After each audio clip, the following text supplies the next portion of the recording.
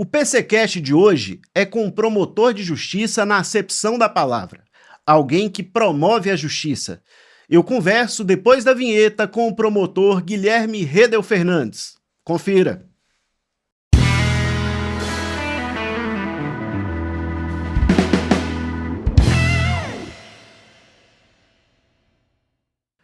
Guilherme, muito obrigado por participar aqui do PCcast, atender ao nosso convite, para que nós possamos falar, como eu disse na introdução do programa, sobre como é promover a justiça. Às vezes é uma coisa tão óbvia, né? A palavra promotor fica distante, mas semanticamente, gramaticalmente, o sentido é esse, né? Da promoção da justiça mesmo. Seja bem-vindo, muito obrigado. Joia. PC, muito obrigado pelo convite, uma satisfação participar do seu programa, poder dialogar um pouquinho aí sobre as questões da cidade.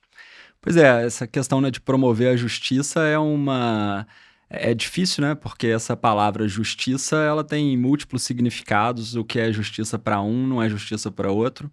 E vivemos num país com tantas injustiças, né, que essa missão de promover a justiça é uma missão bastante complexa e difícil, né? Então, de fato, o Ministério Público, né, o promotor de justiça, ele tem uma difícil tarefa de defender os interesses sociais indisponíveis, né, os interesses da sociedade, os interesses coletivos e os interesses individuais indisponíveis. Então, é uma tarefa bastante complexa, até porque a compreensão do que é justiça, ela não é unânime, né? Não é uníssona e tem várias nuances. O que é justiça para um pode ser injustiça para o outro.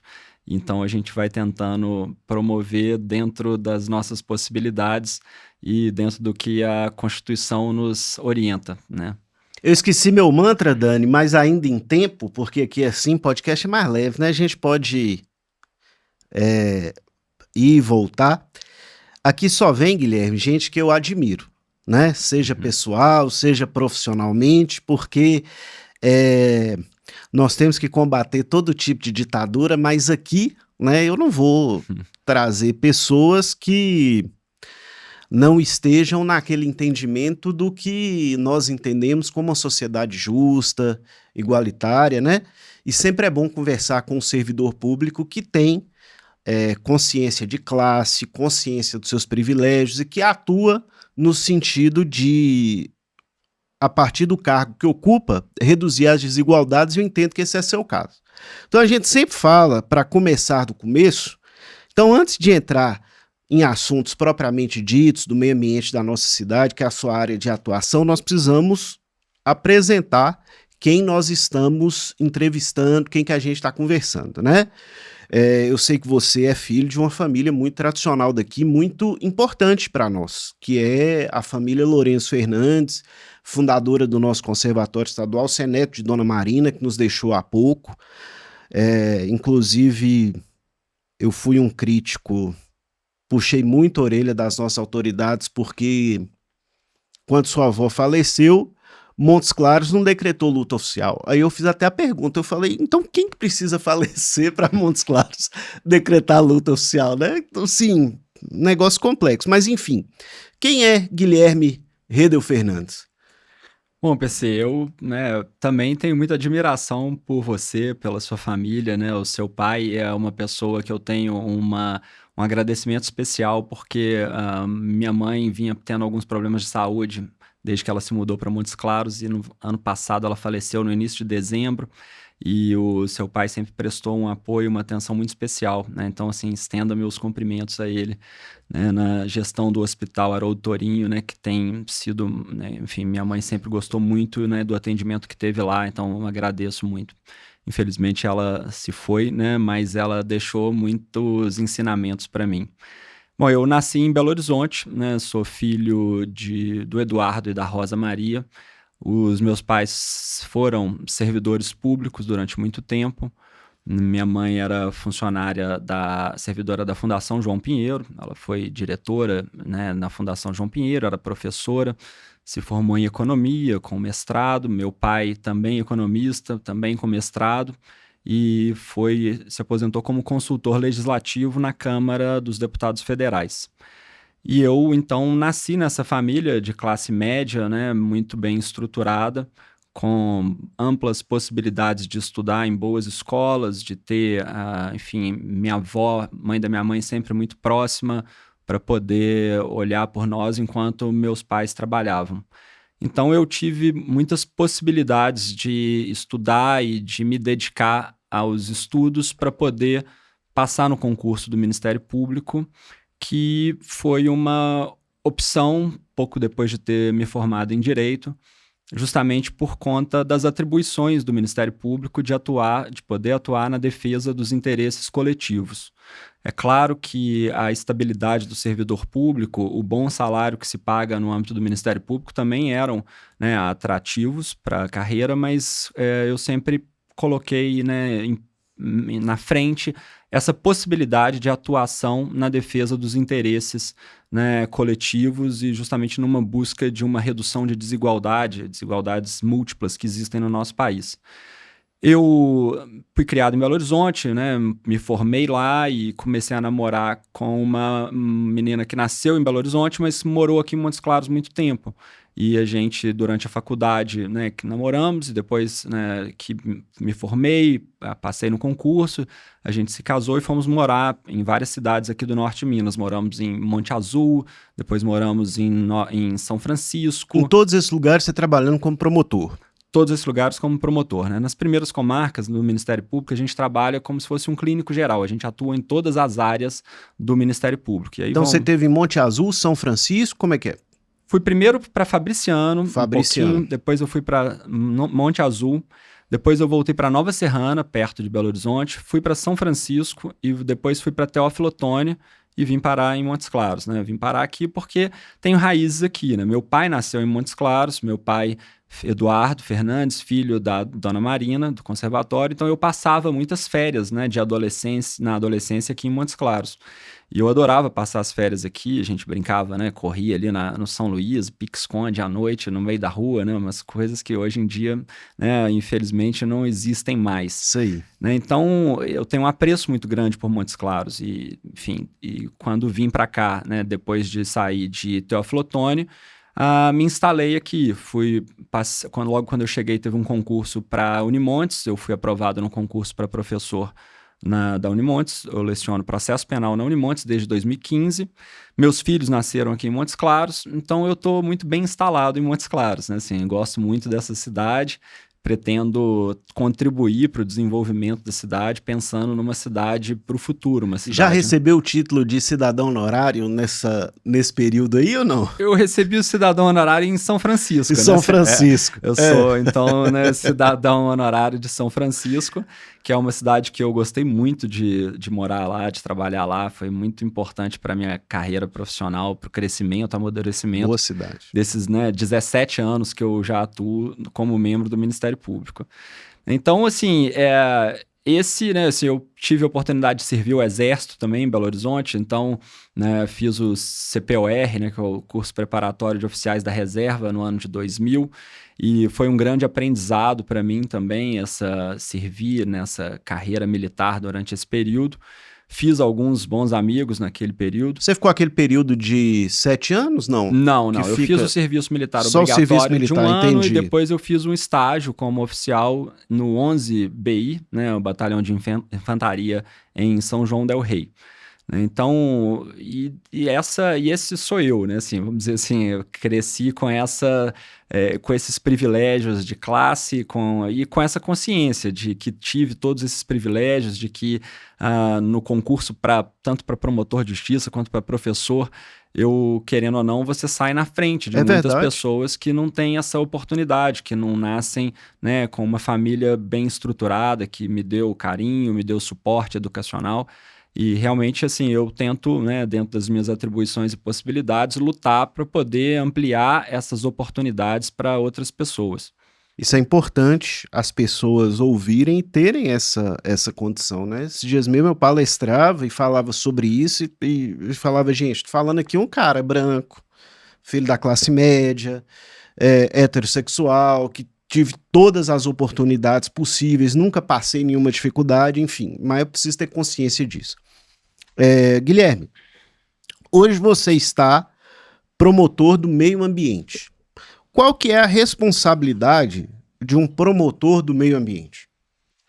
Bom, PC, é complexa essa responsabilidade porque a gente tem um sistema de proteção do meio ambiente que deve se conciliar com um sistema de desenvolvimento econômico, industrial, onde aparentemente há vários interesses contraditórios, antagônicos e de difícil conciliação, né? Então, a defesa do meio ambiente, quando a gente sabe que há necessidade, sim, de desenvolvimento econômico, muitas vezes com exploração de recursos naturais que não são infinitos, né, e de você conseguir conciliar esse desenvolvimento econômico com a proteção do meio ambiente, muitas vezes ela esbarra em interpretações que colocam o meio ambiente de lado como se fosse um entrave, né? Talvez às vezes pensamento como se fosse um entrave burocrático, né, que não se pretende o desenvolvimento. Então, o Ministério Público ele tem uma cadeira no Conselho Municipal do Meio Ambiente, né, o CODEMA. E por mais de uma oportunidade já pude ouvir, né, de conselheiros durante os debates, não dirigindo diretamente para mim, mas né, no sentido assim, existem algumas pessoas que parece que não querem o desenvolvimento. E eu me pergunto, né, assim, que tipo de desenvolvimento que se quer, né? É dizer, mais asfalto, mais carro, mais ônibus, isso é mais desenvolvimento, né? Ou o desenvolvimento seria mais bicicletas, né, e menos carro, mais acessibilidade, menos necessidade de deslocamento e possibilidade de viver a cidade caminhando? Talvez não fosse isso o desenvolvimento, né? Esses dias eu li algum texto do Krenak, né, e ele falando assim que como que o homem branco, né, de tanto escravizar os outros, ele acabou se escravizando, né? Então assim que o homem branco ele não consegue viver para contemplar a beleza que é a vida, ele precisa estar sempre trabalhando, produzindo, e ele vai como se fosse o rabo correndo atrás, né, do cachorro, o cachorro correndo atrás do rabo, e nesse espiral que acaba, de certa maneira, se cavando a própria cova, né? Assim, nos sérios problemas de saúde, saúde mental, ausência de tempo para ficar com os familiares, com os amigos, nessa busca por uma produtividade cada vez maior que talvez, né, no final das contas, a gente não consegue muito entender qual que é o sentido disso, né? A gente sabe, sim, o sentido é sobreviver, mas com uma concentração de renda tão grande, não seria o caso de melhorar, de repartir melhor o bolo, né? Enfim, para todo mundo, né, viver junto e mais feliz, enfim. Complexo. Guilherme, qual que é a situação hoje de Montes Claros? Como que você posiciona? Você é um cara que estuda muito, né? Inclusive recomendo até que as pessoas sigam suas redes sociais, elas vão aparecer aí, porque você traz, elas vão aparecer. Eu tô com uma rinite alérgica, gente, que vai ficar parecendo que eu tô errando umas palavras, mas não, é aparecer. Elas vão aparecer aqui, mas você posta exemplos de cidades sustentáveis, mundo afora, e exemplos muito factíveis, e são coisas legais. Como que é o posicionamento de Montes Claros hoje, numa realidade estadual, nacional, mundial, na sua visão? Bom, em meio ambiente, logicamente. Tá, não, sim. Eu assumi essa promotoria de meio ambiente há pouco mais de um ano, né? Então eu ainda estou conhecendo todos os problemas que existem, né, no âmbito da promotoria de justiça, no âmbito do Conselho Municipal de Desenvolvimento e Defesa do Meio Ambiente. O que eu tenho percebido é que aparentemente há uma falta de planejamento, né, urbano pensando Montes Claros para daqui a 50, 100 anos, tá certo? O que eu tenho percebido é que muitos chacreamentos irregulares, parcelamentos do solo irregulares realizados na zona rural, nas proximidades da cidade de Montes Claros, do perímetro urbano, têm sido criados e a prefeitura não tem feito a fiscalização necessária. Então, existem mais de 50 ações civis públicas do Ministério Público contra esses responsáveis pelo parcelamento do solo ilegal, em que a prefeitura também é ré. Né? Ou seja, o Ministério Público gostaria de ter a prefeitura não como ré nesses procedimentos, mas sim como coautoras, cobrando dos parceladores irregulares, daqueles que parcelam o solo ilegalmente, cobrando deles a necessidade de realizar a infraestrutura adequada, de obedecer o tamanho dos lotes na zona rural. Isso não tem sido feito. Só para a gente ser didático com o pessoal. Um chacreamento, uma chácara, ela precisa ter qual que é o tamanho mínimo exigido por lei, né, para atender aos requisitos ambientais de um chacreamento rural, uma chácara. Bom, não é chacreamento, é porque quando a gente fala às vezes chacreamento, a pessoa pensa o conjunto de chácaras. Mas a chácara, a unidade, aquela ali que a pessoa vai comprar, vai adquirir, ela precisa ter quantos metros no mínimo? 20 mil metros. 20 mil metros. 20 mil metros. Esse é o mínimo para a região norte de Minas, para Montes Claros, que é o tamanho do módulo rural que é fixado pelo INCRA, tá certo? O município de Montes Claros, no ano de 2016, salvo o melhor juízo, talvez tenha sido 2019, 2015, enfim, fez uma legislação autorizando chácaras de no mínimo 5 mil metros. De no mínimo 5 mil no mínimo 5 mil metros. O Ministério Público questionou essa legislação. O município até, me parece que numas últimas reuniões, de certa maneira, manifestou que realmente entende que essa legislação não está de acordo com a Constituição, porque, na verdade, a definição do módulo rural ela não compete ao município. Mas ainda assim, então, assim, pela lei municipal, seriam 5 mil metros o mínimo. E o que a gente tem visto são chácaras de 500 metros, 400, 1.000 metros, 2.000 metros. O que parece, talvez hoje ainda não seja possível perceber a dimensão do problema, mas à medida em que essas chácaras vão sendo ocupadas, há uma demanda por serviços públicos que vai recair sobre os cofres do município. Então é preciso que o município leve transporte para essas pessoas que moram ou trabalham nessas chácaras. É preciso que o município leve coleta de lixo para todos os resíduos que são produzidos em quem mora nessas comunidades. Será preciso que o município leve escola, posto de saúde, atendimento médico, policiamento, energia, água, esgoto.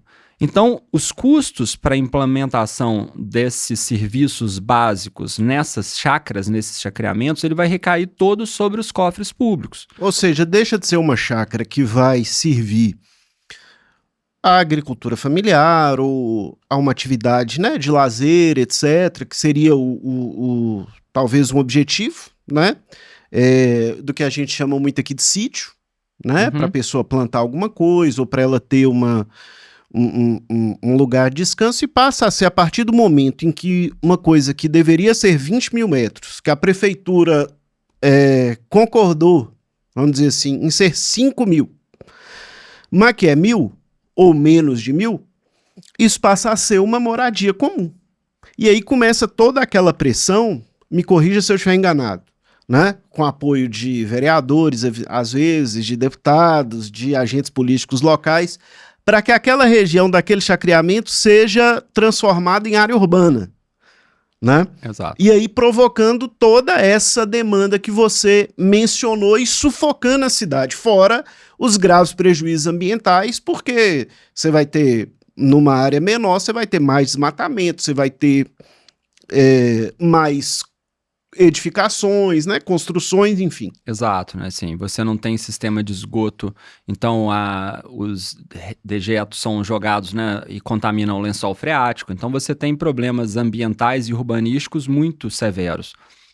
Mais que isso, né, com esse programa que foi feito no município de asfaltar todas as estradas vicinais, isso obviamente gera um aquecimento desse mercado de terras, fazendo com que mais pessoas fiquem interessadas em criar chacreamentos e parcelar o solo ilegalmente. Então, o que a gente tem visto e já tem sido cobrado, especialmente perante as promotorias do consumidor, são vários consumidores que adquirem essas chácaras acreditando na promessa do vendedor de que ele vai prover com toda a infraestrutura, quando na verdade isso nunca é feito, né? Então ele simplesmente compra em hectare, vende em metro quadrado, né? Não promove, não realiza a infraestrutura necessária, as pessoas ficam então sem os serviços de água, e aí sem serviço de energia, e aí costumam então se unir numa associação para poder eventualmente puxar a energia de uma determinada casa, e aí a CEMIG então pode aplicar multas por conta de gatos. Enfim, é um imbróglio difícil de ser solucionado, até porque, como foi dito, muitas vezes as pessoas passam a residir nesses locais. E às vezes são pessoas muito vulneráveis. Sim. Né? E aí, como que você vai então permitir fazer uma remoção dessas pessoas? Então você cria um problema social muito grande, né? Então, ou seja, é um problema que deveria ser evitado na lei, né? Na autorização, e que depois passa a ser remediado, e aí de uma maneira oportunista, porque não tem outra palavra, oportunista, quando acontece uma multa ou uma fiscalização, aí fala, a culpa, vocês estão sendo removidos por causa do Ministério Público, por causa da Polícia de Meio Ambiente, que é uma, desculpa a expressão, mas aqui nós estamos em casa, que é uma sacanagem com a coisa correta, né? Exato, né? Assim, a gente... esse discurso, né, de que o Ministério Público do Meio Ambiente tem travado o desenvolvimento da cidade, né, eu tenho escutado isso com uma certa frequência, né, justamente por conta da nossa tentativa de fazer valer a legislação. Né, porque o Ministério Público está tentando fazer valer o que a lei determina. Então, mesmo a lei municipal que autoriza chacreamentos, né, com chácaras de até no mínimo 5 mil metros quadrados, nem a própria lei municipal tem sido cumprida. E o que a gente tem visto, infelizmente, é o município digamos assim, lavar as mãos para dizer o seguinte: não, a nossa fiscalização ela deve ser feita dentro do perímetro urbano. Na zona rural, a fiscalização compete ao INCRA com relação ao parcelamento do solo. Essa é uma alegação que a gente viu recentemente em uma das ações civis públicas que nos causou espanto e estranheza. Peraí, o município ele tem que fiscalizar todo o seu território, seja o perímetro urbano, seja o perímetro, né, a zona rural. E deixar nas mãos do INCRA essa fiscalização, esse tipo de argumento, esse tipo de compreensão de quem é a responsabilidade, ela é bastante perigosa e prejudicial para os nossos interesses, né? Os nossos interesses como cidadãos. Porque o que tem sido percebido é que tem acontecido uma favelização da zona rural, com moradias absolutamente precárias, sem mínimas condições de higiene, né? E aí você cria todo aquele problema, né, social, de vulnerabilidade econômica, enfim, e outros tipos de vulnerabilidade que contribuem para todo tipo de mazela social que a gente viu e ainda vê muito aqui no Norte de Minas, como, por exemplo, exploração sexual de crianças e adolescentes, crianças que não conseguem ir para a escola, famílias que não conseguem trabalhar, que não têm, né, mínimas, enfim, saúde básica. Então esse problema ele é muito sério, né? Ou seja, o planejamento do crescimento da cidade, ele precisa conter essa expansão das comunidades, das pequenas comunidades rurais.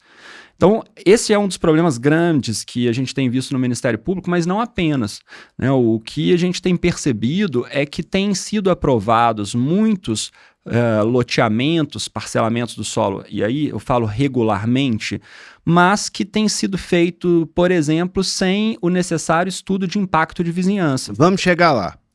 Semana passada, você tentou dialogar com a Câmara Municipal sobre essa questão dos chacreamentos, né? Conversar com os vereadores, porque, de novo, é sobre eles, eu não estou culpando os vereadores, porque eles estão lá, é o papel deles, é sobre eles que chega a pressão de regularização desses terrenos, de ligação de água, ligação de luz, porque eles são mais próximos, né, das comunidades. Mas você tentou dialogar com eles sobre esse problema? Como que foi a recepção? Você sentiu que eles ficaram sensibilizados ou você choveu no molhado? Olha, eu acredito que sim, acredito que alguns deles tenham ficado sensibilizados, né? Acredito que até a maior parte dos vereadores tenha, sim, ficado sensibilizado para compreender o tamanho desse imbróglio. Eu acredito que muitos deles, né, continuam com essa ideia de que é preciso, então, vamos dizer assim, regularizar o que já está posto. E eu concordo que existem situações consolidadas que não adianta querermos remover as pessoas daqueles lugares. É preciso, sim, encontrar quem são os responsáveis por aquele parcelamento do solo, encontrar para onde foi o dinheiro recebido com esse parcelamento, porque isso é uma atividade altamente lucrativa, é uma atividade criminosa altamente lucrativa, e é preciso, então, encontrar soluções. Eu percebi que alguns vereadores também desconhecem um pouco a própria legislação municipal, porque já existe lei municipal que prevê aplicação de multa, não apenas para quem parcela o solo ilegalmente, mas para quem anuncia chácaras ilegalmente. E toda hora que você entra no Instagram ou no Facebook, você vê inúmeros de corretores anunciando vendas de chácaras que não são registradas. E a prefeitura não tem feito a fiscalização, as multas. E o que eu percebi é que alguns vereadores também sequer conheciam a existência dessas legislações que determinam a aplicação de multa pelo município para quem faz parcelamento do solo ilegal.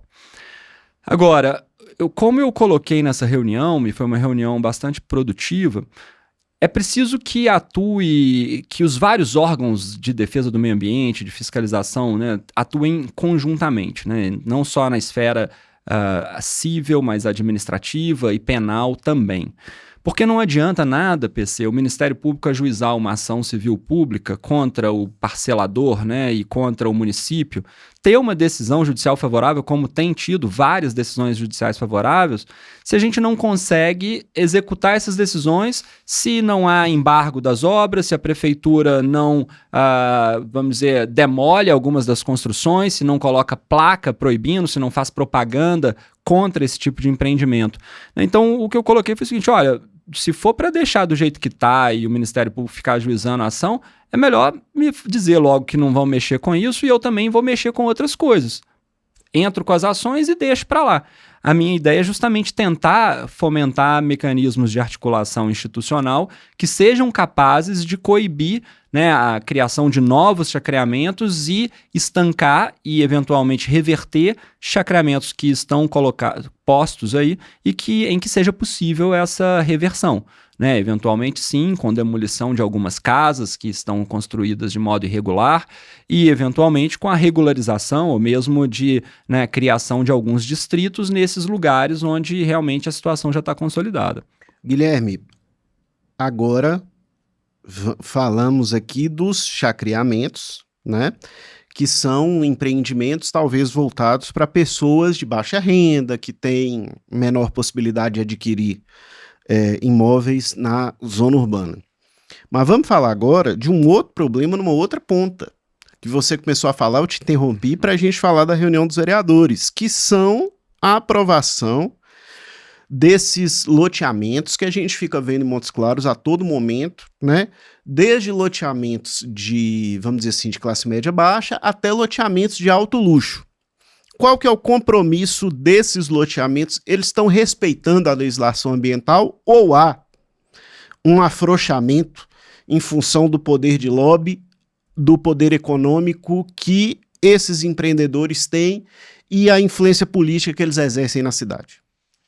Bom, PC, essa questão essa influência que o poder político, né, ou que o poder econômico dos latifundiários, né, dos proprietários de terra urbana exerce sobre os governos municipais e os governos estaduais, enfim, é histórico, né? Isso é histórico, isso não é daqui. De hoje, não é daqui de Montes Claros, mas é também aqui em Montes Claros, né?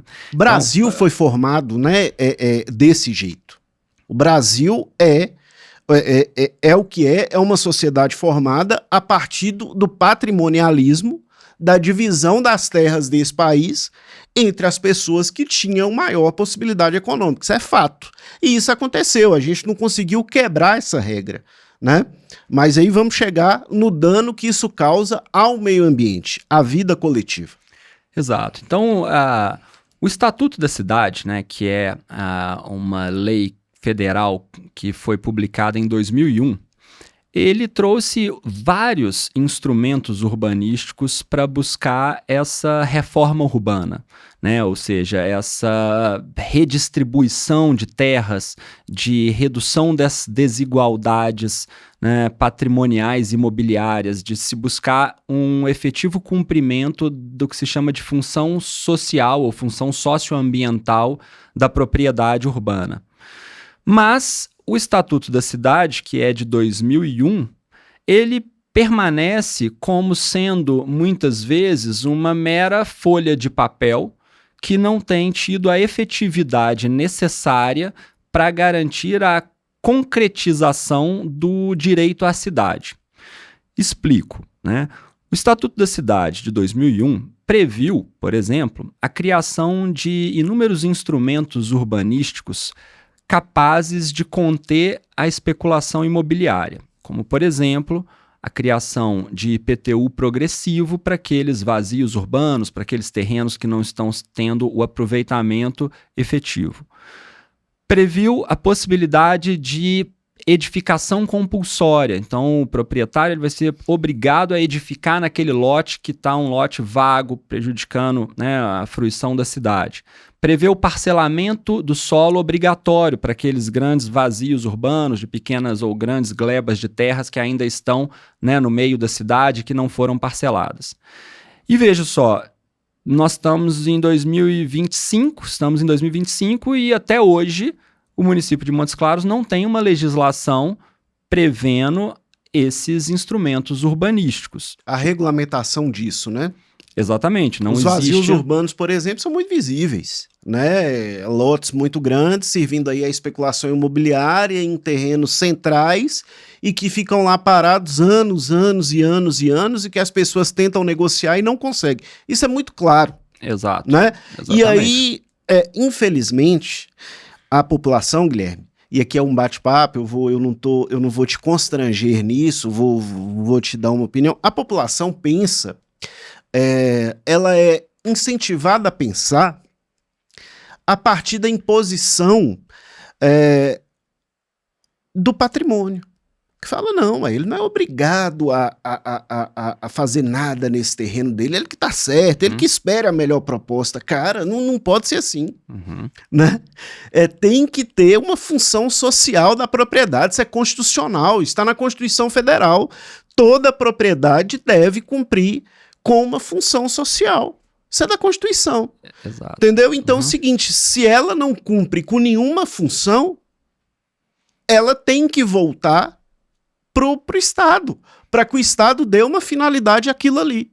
Agora, vai mexer, né, num super lote de alguém multimilionário, isso é muito complicado, isso aí, enfim, né, tentou-se fazer isso aqui. Não vou citar nomes para não ser indelicado. Tentou-se fazer. E essa tentativa provocou brigas políticas enormes, né? Enfim, é complexo. E aí você fica numa função complicada, porque precisa o Ministério Público denunciar essas situações. Exato, né? Então o Ministério Público tem, né, falado muito sobre isso no Conselho Municipal do Meio Ambiente, né? As reuniões do Conselho, elas são muito, digamos assim, educativas, né? É muito importante que a população possa participar dessas reuniões, tomar conhecimento do que é debatido, de quais são os projetos que estão sendo pautados e quais são as opiniões que o Ministério Público tem dado, que o município tem dado, que os empreendedores têm dado, que os trabalhadores rurais têm dado, que as universidades têm dado nesse ambiente que é um ambiente de gestão democrática da cidade. Já fui secretário executivo lá do CODEMA, na época em que o presidente era nosso querido, saudoso Paulinho Ribeiro. Que maravilha. E que foi quando deu uma estrutura boa para o CODEMA, sabe? Eu lembro que nós levamos as reuniões na época, pedir, papai era reitor da Unimontes, era uma coisa pública e tal, para que elas acontecessem na sala de conselhos da Unimontes, gravadas e tal, era até para dar uma, como é que fala, uma dignidade maior para o negócio, porque antigamente era salinha encolhida, aquela coisa que ninguém via. Aí nós conseguimos fazer, e na época Paulinho travou grandes brigas. Você falou uma coisa aí que, assim, ele... você tem que derrubar, né, edificações. Ele literalmente derrubou. Exato, o Paulinho Ribeiro... Subiu no trator, o tratorista ficou assim, com medo de derrubar a edificação ali próximo ao Parque Guimarães Rosa. Eu tava lá, Paulinho pegou o trator, a reta escavadeira, passou por cima da edificação lá, cara. Ali é outro problema, várias invasões, né, naquela região ali do Parque Guimarães Rosa. Então, lá no CODEMA, né, assim, eu fico feliz de ouvir isso, e o CODEMA tem, né, acho que tem ganhado uma importância, né, nos últimos tempos. Um órgão fundamental. É um órgão fundamental. E lá, esses debates que têm sido travados lá, o Ministério Público tem chamado a atenção para a importância de que o município amplie não só a participação popular, né, na gestão da cidade, que é uma determinação do Estatuto da Cidade, mas que promova os necessários estudos, né, de impacto de vizinhança, os estudos ambientais prévios às aprovações desses parcelamentos do solo. Porque o que a gente tem visto é que os parcelamentos de solo têm sido aprovados sem os necessários estudos de impacto de vizinhança, sob o argumento de que ainda não existiria uma lei municipal regulamentando o estudo de impacto de vizinhança. Mas peraí, se não existe a lei, como que tem a aprovação? Exatamente, o que tem sido feito, né?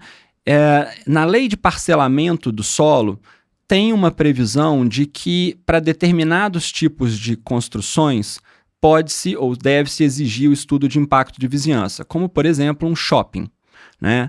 Um supermercado.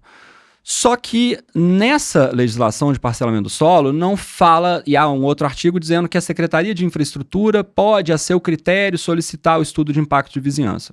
Só que então, nessa lei, não há previsão de estudo de impacto de vizinhança para obras, para empreendimentos habitacionais, né? Então, construções multifamiliares. Então, a gente tem agora, né? Exemplo, vou colocar sei lá, igual tem vários ali na região do Grande Santos Reis, em Montes Claros. Vou colocar um empreendimento desses padrão MRV, né? Minha Casa Minha Vida, uma habitação popular, vou fazer um condomínio lá com 10 torres de apartamentos. Em cada torre dessa você vai ter 20, 40 unidades. Não tem um estudo de impacto de vizinhança para poder prever o impacto que uma construção dessa vai causar num bairro? É isso que você está falando? Exatamente, assim. Meu Deus do céu. Não. Então, assim, aí vão fazer uma conta 10 por 20, eu estou fazendo por baixo aqui. Não, eu vou te dar um exemplo 200. concreto. Aí você tem, tipo, 200 unidades com uma média de 3 pessoas em cada, você está colocando 600. Eu estou fazendo isso aqui assim. Então, eu vou te dar um exemplo concreto. Lá no Grande Santos Reis, né, Vila Atlântida, ali. Foi pautado para uma reunião do CODEMA, no final do ano passado, um empreendimento para a construção de 14 blocos de apartamentos, somando um total de 1.120 unidades familiares. 1.120 apartamentos. Ou seja, se você colocar 3 por habitação, sendo que por baixo, porque a gente sabe que a média por domicílio naquela região é maior do que isso, mas vamos colocar 3, a gente pode colocar aí pelo menos, umas 3.500 pessoas que vão morar ali. 3.500 pessoas é quase uma cidade pequena do norte de Minas, que vão morar. Fora quem vai trabalhar. Os prestadores de serviço. Então, o município manifestou pela aprovação desse empreendimento. É um empreendimento que vai cortar nada menos do que são 567 árvores, algumas árvores de porte enorme, árvores, né, talvez centenárias ali, um verdadeiro bosque. Mas o município manifestou favoravelmente a implantação desse empreendimento, o empreendimento de um condomínio de apartamentos com muro de um lado e do outro, onde você tem uma quadra enorme que seria fechada com muros para fora, né, sem a necessidade, sem um estudo de impacto de vizinhança, né? E o Ministério Público perguntou, peraí, onde que as crianças que vão morar nesses apartamentos vão estudar? Tem escola próxima? Tem vaga para todas essas crianças? Onde são os postos de saúde que essas pessoas vão precisar? Há médicos suficientes para atender todas essas pessoas? Como é o trânsito para se chegar nesses 14 blocos de apartamento? Tem transporte público para chegar lá? É preciso aumentar o número de ônibus circulando para aquela região? Sim, não. Não tem absolutamente nada disso. Mais que isso, não tem a previsão de uma área verde nesse estabelecimento. A gente tem um problema de déficit de áreas verdes enorme no município de Montes Claros, né? E embora o plano diretor tenha a previsão de que as áreas verdes devem ser mantidas e recuperadas, o que o Ministério Público tem visto nos últimos anos é o contrário, são desafetações de áreas verdes por toda a cidade, concentrando-se as áreas verdes no sul da cidade, na saída sul da cidade. Então você vai esvaziando as áreas verdes, né, do perímetro urbano, especialmente nas regiões norte, noroeste, nordeste, etc., e está concentrando no sul. Então, ou seja, esse empreendimento ele estava para ser aprovado. O Ministério Público pediu vista, fez um parecer, né, bastante completo, demonstrando a necessidade de um estudo de impacto de vizinhança. Esse foi um dos exemplos. Tem outro caso recente, outro parcelamento de solo, agora não para prédio, mas para mais de 720, quase 720 lotes na região do Independência. Né? Poxa, sem um estudo de impacto de vizinhança, como é que a gente vai então aprovar um loteamento com mais... 720 lotes é muita coisa. 720, são 25 hectares. São 25 hectares. Sei se você está falando é aquele próximo ali à Lagoa mesmo? Ou Isso, não? Próximo à Lagoa, um pouquinho acima ali da Lagoa, Avenida Independência, parece. Entendi. São empreendimentos, né, que têm, né, enfim, digamos assim, que o empreendedor ele tem ali uma preocupação com fazer um loteamento com a infraestrutura necessária para aqueles moradores. Sim, não estou dizendo isso. Mas a minha preocupação é como o município tem aprovado esses parcelamentos do solo sem um planejamento urbano integrado, para se saber qual é o percentual de áreas verdes que é efetivamente necessário naquele parcelamento do solo. Porque... A título de curiosidade, qual que é a compensação proposta? Porque a gente sabe que é o seguinte, quando você falou, vou construir um empreendimento e esse empreendimento vai resultar na retirada, eu vou ter que derrubar. A palavra é essa, porque a gente às vezes fala supressão, né? Fica estranho. Não, vai cortar.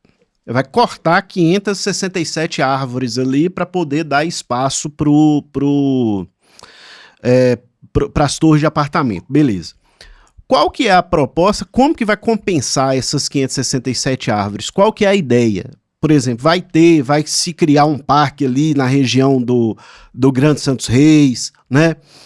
Para beneficiar o pessoal da Vila Atlântida. Essas árvores vão ser plantadas lá, nas ruas que estão lá andando e ninguém vê uma sombra. Como é que é isso? Qual que era a proposta? Pois é, PC, é um negócio que assusta, porque, na verdade, não tem proposta nenhuma de fazer uma compensação com criação de parque ou de áreas verdes, seja ali na região dos Grandes Santos Reis, seja em qualquer outro lugar da cidade. Qual que era a proposta, né, apresentada pelo empreendedor e aprovada, né, com parecer favorável da prefeitura?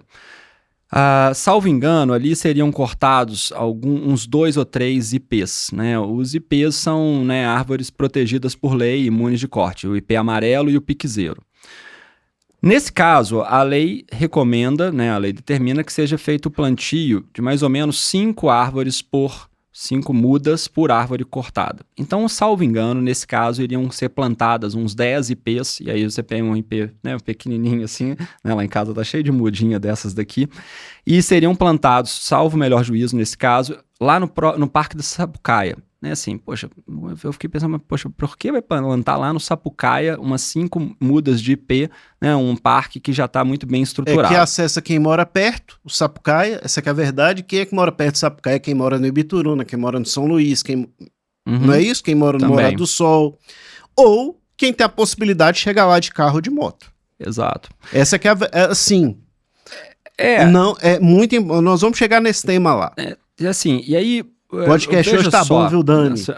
Tá quente. E assim, e olha só uma situação que a lei federal que trata da compensação ambiental, da reposição florestal por supressão de vegetação, por corte de árvores, ela determina que essa reposição florestal seja feita in natura, ou seja, que você vai cortar tantas árvores, você tem que plantar muito mais do que o número de árvores que você cortou. Isso aí. Né? Na verdade, a média ali é de mais ou menos 6 árvores por metro cúbico de lenha suprimida. Então, e preferencialmente próximo ao local para ter o equilíbrio ambiental. Exatamente. Isso é o que diz a lei federal. Só que a lei estadual, ela admite que o empreendedor, à sua escolha, opte por ou fazer a reposição in natura ou fazer a reposição em pecúnia, em dinheiro, pagando o que se chama de uma taxa florestal. E qual é o valor da taxa florestal prevista na lei estadual? É uma taxa de 1 unidade fiscal por árvore suprimida. Quanto que custa uma unidade fiscal? R$5 Ave Maria. E 27 ou 47 centavos. Então é o seguinte, se eu cortar 500 árvores, 500 vezes 5, eu vou pagar R$2.500, é isso? É isso mesmo. Meu Deus do céu. É inacreditável. Assim. Então, é um absurdo. É um absurdo. É um absurdo. E aí, o que tem acontecido? E aí, você paga para onde? Veja só, você não paga nem para um fundo municipal, onde o município vai gerir esses valores para poder fazer uma floresta, um parque no âmbito do município.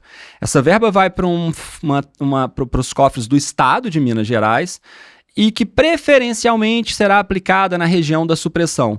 Só que, na prática, a gente não sabe onde esse dinheiro está sendo aplicado, e ainda que fosse aplicado no município, né, PC, né, certamente, né, uma pequena mudinha de violeta, ela custa R$25, R$30. Você pensa, vai cortar uma aroeira centenária e você vai pagar R$5 e pouco. Então, nesse caso do Vila Atlântida, né, ali do Grande Santos Reis, havia a opção do empreendedor de fazer o pagamento da taxa de reposição florestal, né, uma taxa que, no caso, né, seria um pouco mais de R$2.500, porque tinha uma supressão de alguma vegetação que eu acho que nesse caso estava dando mais ou menos R$8.000, alguma coisa assim. Dinheiro de pinga perto do empreendimento que vai ter ali. É um absurdo. É um absurdo. É uma afronta a nós, cidadãos, que precisamos, né, de árvore, que precisamos de sombra. Então, essa compensação ambiental, ela possivelmente, pela cidade, porque a gente não está vendo plantio de áreas novas, ela não está acontecendo, né? Exatamente. Porque o pessoal está pagando, vai para o Estado e aí fica esse dinheiro, ninguém sabe o que o Estado está fazendo com esse recurso. Exatamente. O Ministério Público, desde um procedimento que teve daquela grande empresa, a Selen, que fez tem uma planta, né, para pesquisa, né, para fazer combustível de aviação. E nesse caso... Para situar o pessoal, porque eu sou visual aqui, Guilherme, a gente precisa de dar uma...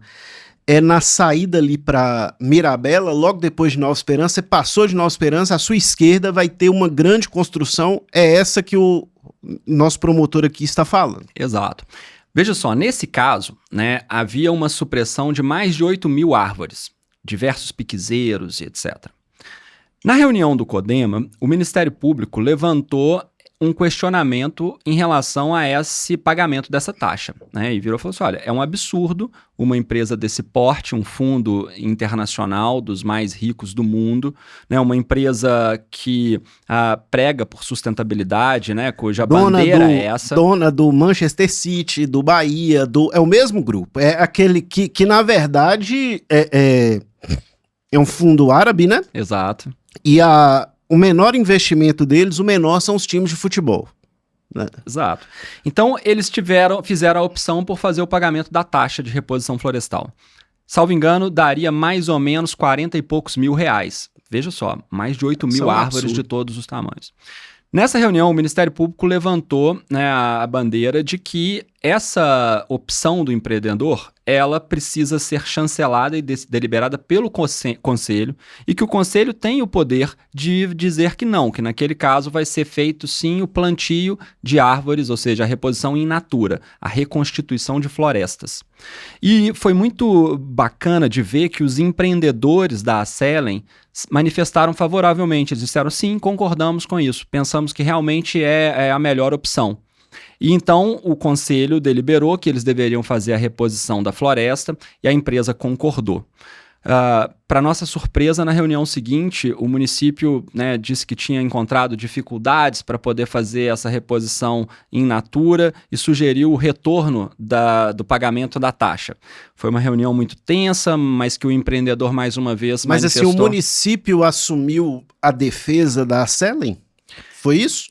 Veja só, eu não posso nem dizer que foi uma defesa da Acelen, porque a própria não encontrou Acelen... área para esse plantio? Eu acredito que o município não tenha encontrado a área para o plantio, o município não tenha tido ainda a estrutura necessária para identificar como fazer a floresta e talvez tenha ficado, digamos assim, difícil de dentro da estrutura que existe, de acompanhar esse plantio. E aí talvez o município tenha ficado receoso de assumir, né, essa condição, ou seja, de acompanhar a reconstituição da floresta e não ter a capacidade de fazer esse acompanhamento. Fato é que a empresa manteve firme o seu interesse em fazer a reconstituição da floresta e foi mantida assim.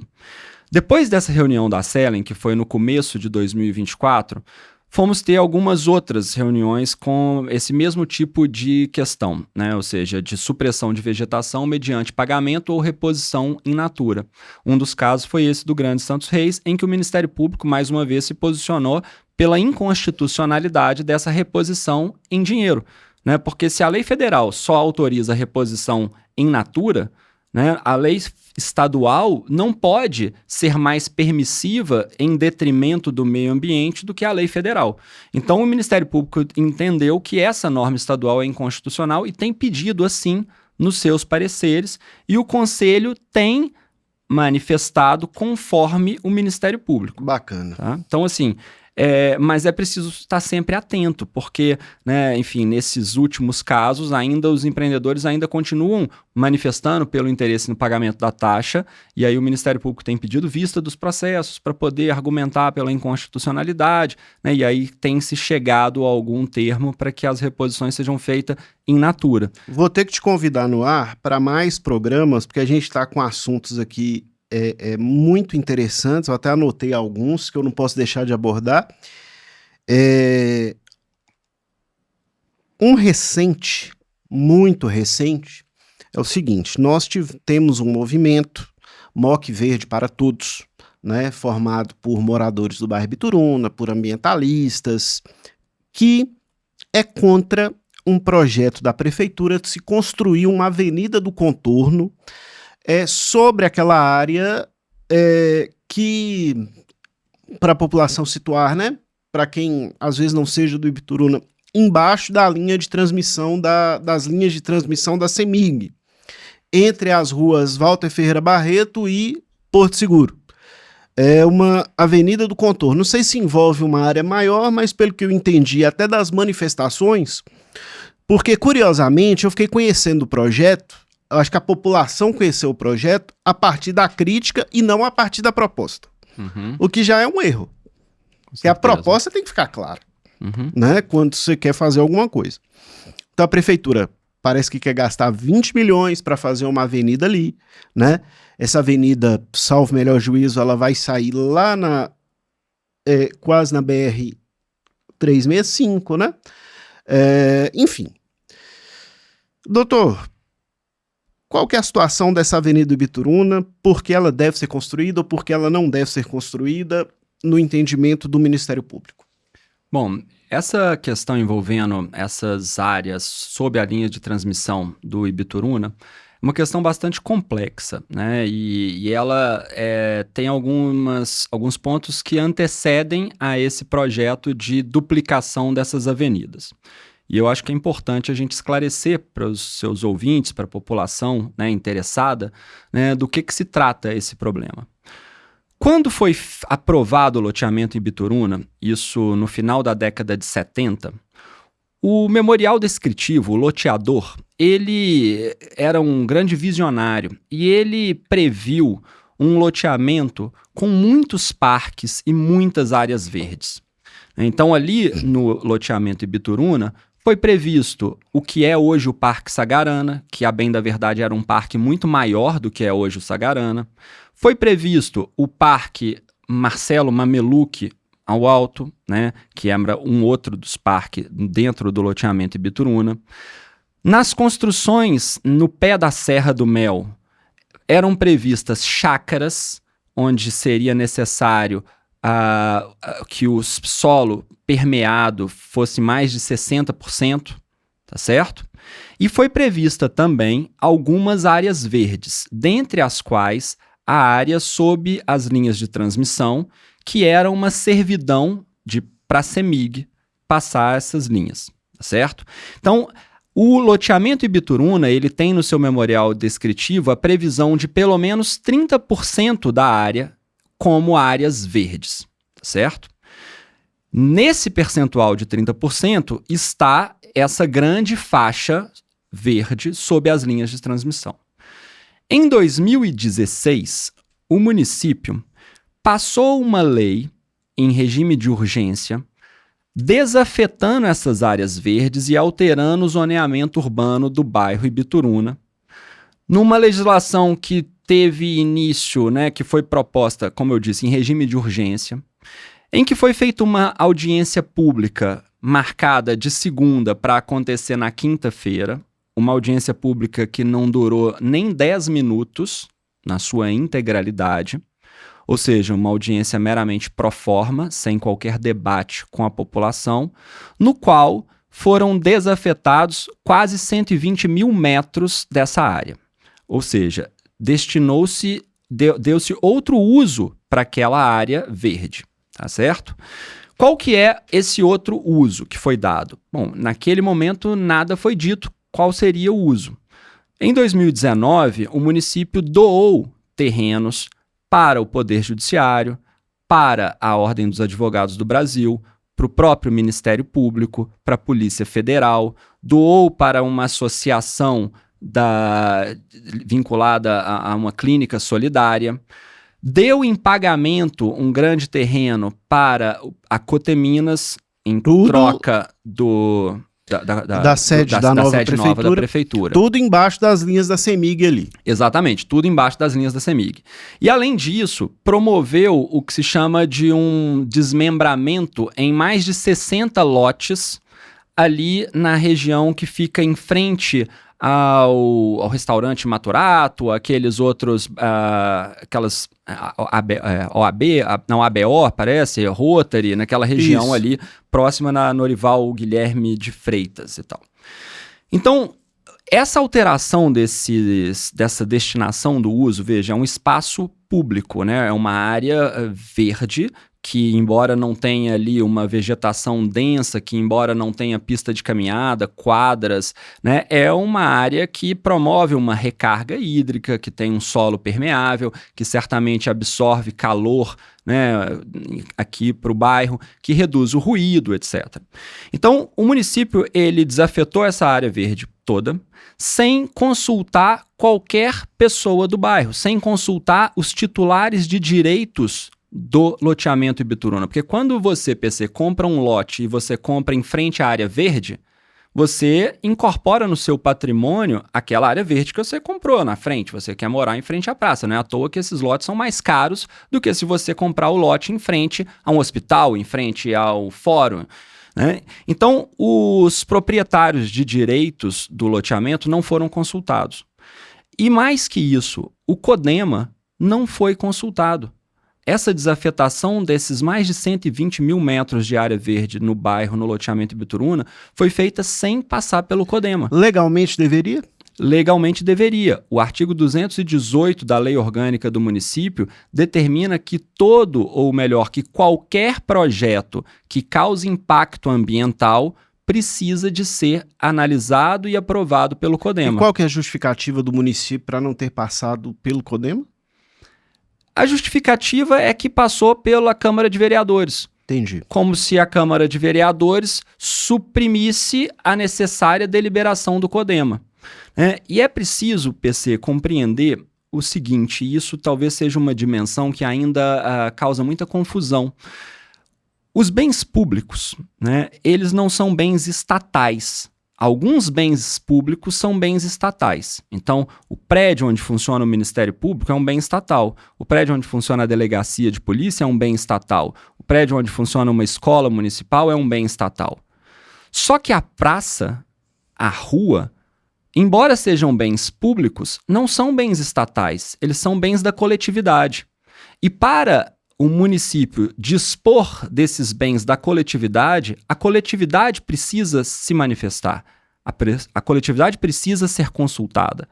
Não pode o município se apropriar dos bens comuns, dos bens de uso comum do povo, como se ela, prefeitura, fosse a proprietária, como se a prefeitura soubesse o que é melhor para todos os cidadãos. Porque, na verdade, é preciso ouvir os cidadãos para sabermos o que é melhor para eles. Sim, aí foi feita toda essa movimentação e houve a resistência dos moradores a partir do momento em que se anunciou, vamos dizer assim, ou que se descobriu, que o município queria construir uma avenida ali. Então, eu voltei no tempo, e não acompanhei, não cheguei nas avenidas. Então, depois que os moradores ajuizaram uma ação popular, questionando essa desafetação da área verde, o Ministério Público tomou conhecimento dessa ação popular, manifestou pela ilegalidade desses atos normativos que desafetaram. Recentemente foi proferida uma sentença que está até sendo recorrida pelo Ministério Público, porque foi uma sentença que não analisou esses argumentos, ela se limitou a dizer que era discricionariedade do prefeito decidir sobre os bens públicos, enfim. E, mais recentemente, foi pautado no CODEMA o projeto de duplicação dessas avenidas. Como é que o Ministério Público enxerga esse projeto de duplicação dessas avenidas? E isso foi colocado num parecer do Ministério Público. Ali já existem duas avenidas, que são duas avenidas largas, que certamente podem ser melhor pavimentadas, recapeadas, eventualmente elas podem ser alargadas e permitindo, eventualmente, o tráfego num sentido na Walter Ferreira Barreto, em outro sentido na Porto Seguro, não havendo, nos parece, a necessidade de duplicação das duas avenidas. Salvo engano, não existe nenhuma outra avenida em toda Montes Claros com duas avenidas duplicadas, daquele porte. E ali a gente está falando de um bairro residencial, onde você tem um trânsito relativamente pequeno. Eu moro na própria Walter Ferreira Barreto, dirijo ali todos os dias, não é um problema de trânsito que eu sinto. Pois bem, quando a prefeitura faz um investimento de 20 milhões na cidade, na infraestrutura da cidade, onde vai ser alterado o sistema viário, onde vai aumentar o calor do bairro, onde vai aumentar o ruído, onde vai mudar completamente a dinâmica do bairro, e não apenas do bairro, mas de todo o entorno, a lei recomenda, a lei determina que seja feito um estudo de impacto de vizinhança, para saber quais são os impactos na vizinhança e como mitigá-los. Mas mais que isso, e talvez esse seja o ponto mais importante, PC, o estudo de impacto de vizinhança ele tem como um dos requisitos apreciar a valorização imobiliária decorrente da obra pública, para que seja possível ao município cobrar a mais-valia da obra pública, do investimento público. Ou seja, um terreno que valia 10 mil, depois dessa avenida passa a valer 100 mil. E não é justo que o proprietário dessa terra receba toda essa valorização imobiliária, sendo que o custo para a valorização imobiliária desses poucos proprietários de terra está sendo pago pela prefeitura. Pago por nós todos. Sim. Então, o Ministério Público entendeu que tudo bem, pode sim ser pautado no CODEMA a duplicação dessas avenidas, desde que previamente seja feito o estudo de impacto de vizinhança, identificando quais são as propriedades que vão ter uma valorização imobiliária, qual é o quanto de valorização vão ter, para que a prefeitura possa depois cobrar esse investimento, essa valorização e fazer uma redistribuição dos investimentos públicos pela cidade. Porque não é justo que enquanto o Ibituruna tem um investimento de 20 milhões de reais, o Vila Marielle Franco continue sem asfalto, sem esgoto. Não é justo que o Eucatex, acho que eu não sei como é que se chama, Zacalex, parece, que, né, uma outra região, onde as pessoas estão ali sem esgoto, com esgoto a céu aberto, né, não ter esse tipo de investimento. Então, o Ministério Público, né, recomendou que a Prefeitura fizesse esse estudo de impacto de vizinhança antes de submeter ao CODEMA, justamente para que as pessoas fossem ouvidas, para que fosse analisado a valorização imobiliária dos terrenos no entorno do empreendimento, para que depois pudesse haver a justa distribuição dos investimentos públicos na cidade. Né? Então, esse foi o entendimento do Ministério Público. E é curioso porque no dia, né, na reunião do CODEMA, em que foi retirado de pauta, o procurador, né, o vice-prefeito leu uma carta, né, dizendo que o projeto, né, é uma pena porque estava previsto ciclovia, estava previsto quadras, um grande parque, só que ninguém viu esse projeto, não foi esse o projeto que foi pautado no CODEMA. Pode até ser que a prefeitura tenha esse projeto e acredito sim que tenha essa intenção, né, porque foi muito, o Ministério Público ficou muito contente, digamos, satisfeito com o acatamento da prefeitura, né, da recomendação ministerial. É um ato, né, digno de aplausos da prefeitura, né, do gestor, de perceber a necessidade de amadurecimento do projeto, de um estudo de impacto de vizinhança, de oitiva da população, para que a população possa compreender os benefícios, os prós e os contras daquele investimento no seu bairro, na sua cidade. Né? Doutor Guilherme, rapidinho aqui para a gente finalizar. Como que está a situação lá da Lagoa do Interlagos? Tem gente falando por aí, até nas redes sociais, que a prefeitura não está mexendo lá por causa do Ministério Público. E está uma cobrança dos moradores, né, dos comerciantes do entorno, aliás, da cidade inteira, porque é um grande patrimônio natural da cidade, né, e que realmente está muito abandonado, uma situação muito feia até. É o Ministério Público que está com o pé em cima dali para que não aconteçam essas intervenções que a população exige do município? Não, na verdade, o Ministério Público fez um termo de ajustamento de conduta com o município para que as obras obedecessem ao necessário licenciamento ambiental. E, salvo melhor juízo, até porque confesso que esse procedimento foi feito antes de eu assumir a promotoria, o que me consta é que a prefeitura não tem cumprido os prazos para fazer o licenciamento. Então, na verdade, não há nenhum empecilho por parte do Ministério Público para barrar o empreendimento ou para dificultar.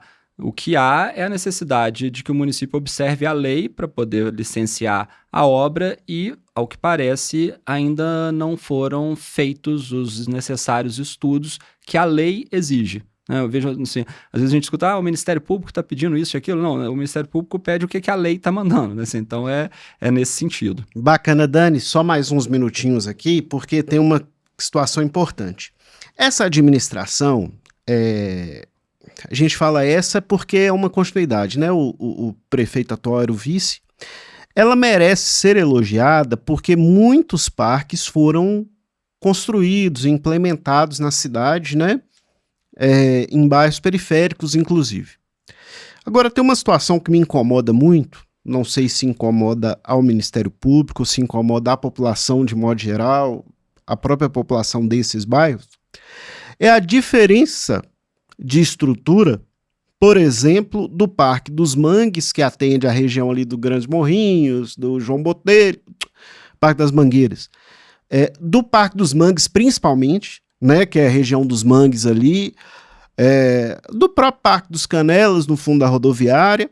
A diferença desses parques periféricos para, por exemplo, o Parque Sagarana, que é um parque localizado, um parque muito bom. Não estou dizendo que o Sagarana tinha que ser pior do que aquilo, não. Podia ser melhor, inclusive, né? Mas, assim, o Ministério Público pretende fazer alguma coisa no sentido de orientar o município, de que esses parques ofereçam a mesma infraestrutura, porque não é um problema dessa administração, não é um problema de Montes Claros, é um problema nacional, vamos dizer assim, que infelizmente os equipamentos públicos que servem à periferia não têm a mesma qualidade dos equipamentos públicos que servem às pessoas mais favorecidas. E nesse caso estamos falando dos parques de Montes Claros, onde há uma diferença visual gritante. Existe alguma movimentação nesse sentido por parte do Ministério Público, Guilherme? Bom, a gente tem tentado, PC, fazer com que as áreas verdes da cidade sejam efetivamente urbanizadas, que elas sejam efetivadas e no sentido de concretizar como um equipamento acessível a todos, para que as pessoas possam ter sombra, lazer, né, praticar esportes. A gente percebe essa diferença de investimentos públicos na zona sul, vamos dizer assim, e é justamente nessa perspectiva que se questiona esse investimento tamanho na duplicação das avenidas no Ibituruna. E o Ministério Público tem, sim, se preocupado com a necessidade de implementação das áreas verdes e parques nos outros cantos da cidade. Um dos pontos que nos chamou a atenção no ano passado foi uma lei que foi aprovada pelo município, autorizando que o município desafetasse pequenas áreas verdes pela cidade para compensá-las numa grande área no sul da cidade, perto dos condomínios, na saída para Pirapora. Então, uma grande área de 60 mil metros quadrados foi afetada como área verde, para permitir que fossem retirados 5 mil, 7 mil, 10 mil metros de áreas verdes pela cidade, compensando nessa região sul. O que nos pareceu um grande absurdo, né? E isso foi questionado e o município, inclusive, embora não tenha revogado essa legislação, acompanhou o Ministério Público no sentido de se tentar encontrar algumas áreas verdes mais próximas desses terrenos que seriam desafetados. Então há essa preocupação, sim, do Ministério Público.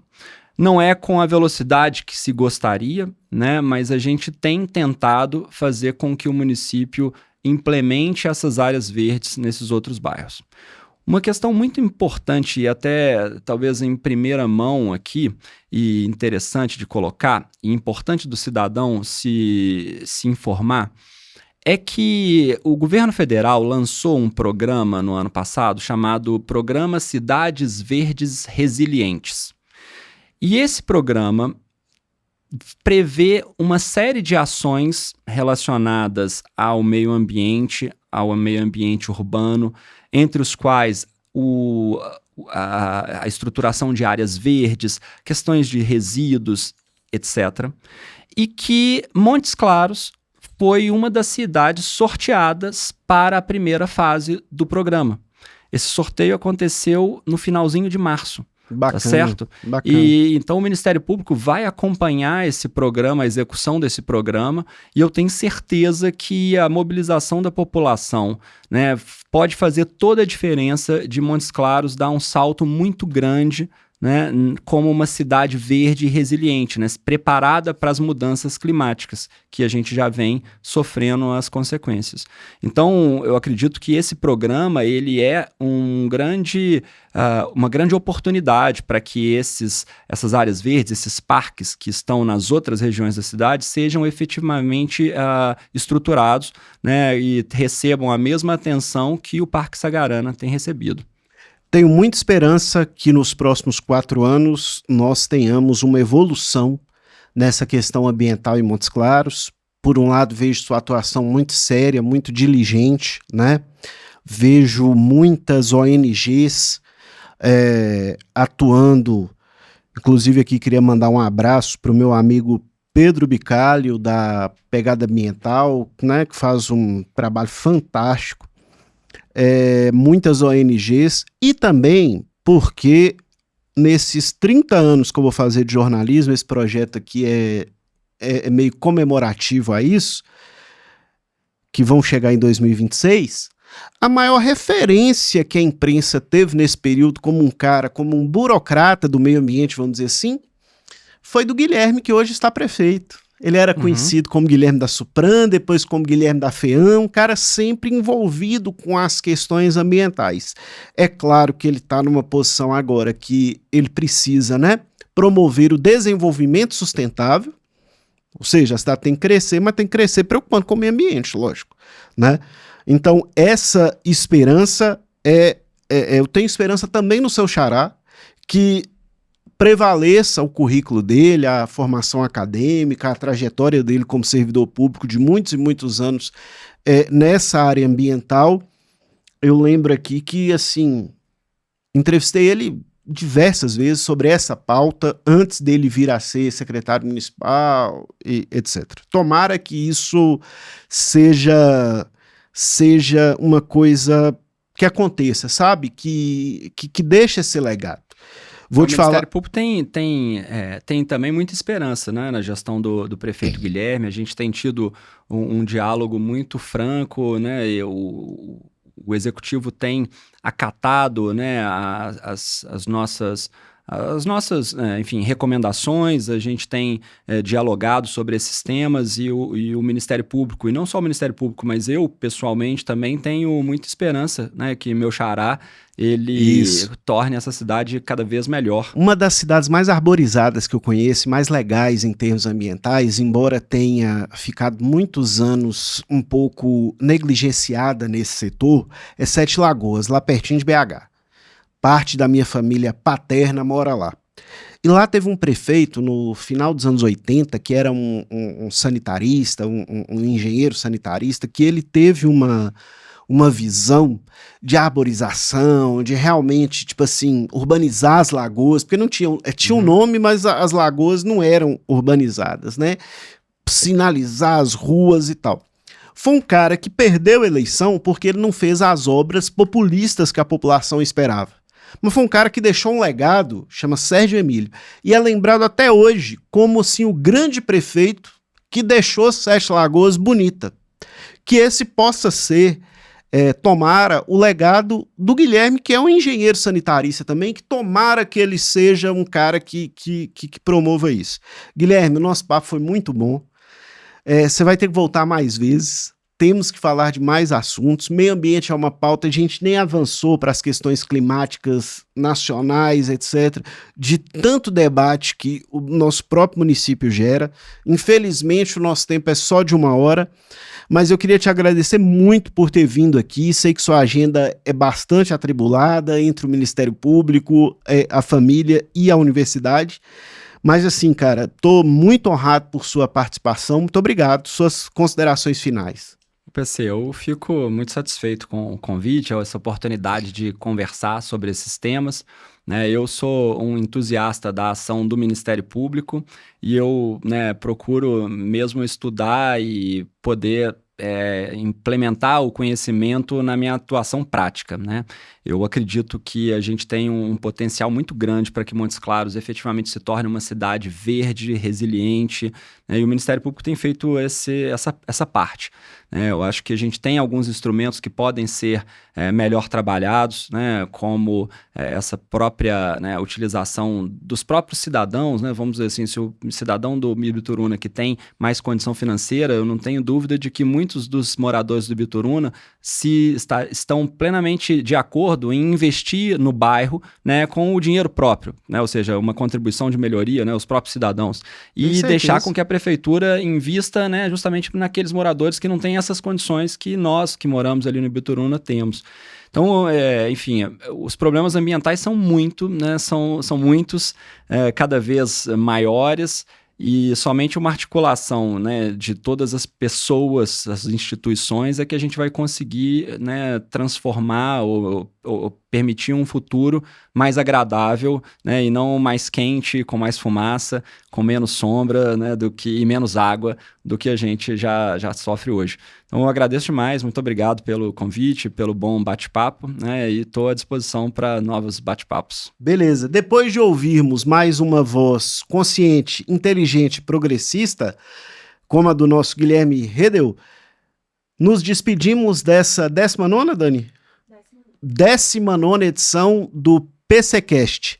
Até a semana que vem, quando voltaremos com trabalhos da El Rey Labs, agradecendo o pessoal que está nas picapes aqui, Dani, Jonathan, Murilo Borborema, Mercinho. Muito obrigado, gente.